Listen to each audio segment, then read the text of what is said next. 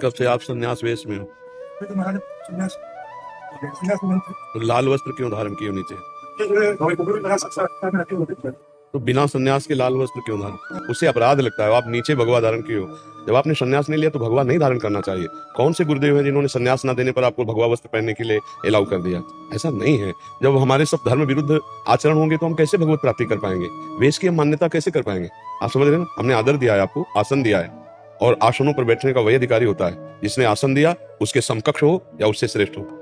पहली बात, आपने गुरुजनों का संग नहीं किया। नहीं, आसन को प्रणाम करके नीचे बैठना चाहिए, इसलिए कि आप अभी संन्यास नहीं लिए हैं, आप अभी सन्यासी नहीं हुए हैं और भगवा वस्त्र धारण किए हैं, इसलिए आपको पहली दृष्टि में ही। पर हमने आपका आदर इसलिए किया कि वेश भगवान का स्वरूप होता है, और आपने वेश भी तो गुरु भगवान से नहीं लिया है ना, तो इसलिए हम आपके सुख के लिए कह रहे हैं। तो हम सन्यासी हो नहीं, सन्यासी का वेश धारण क्यों? यही आज हमारे देश में पाखंड की वृद्धि कर रहा है।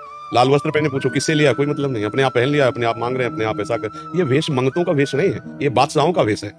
20 मिनट के लिए भिक्षुक बन करके 4 घरों में 4 रोटी मांग ली, जीवन भर के लिए बादशाह है। ये थोड़ा समझना पड़ेगा इस विषय में। नहीं तो गुरुजनों की शरण में हो, अगर सन्यास में हो तो आपको त्रिपुंड लगाना चाहिए।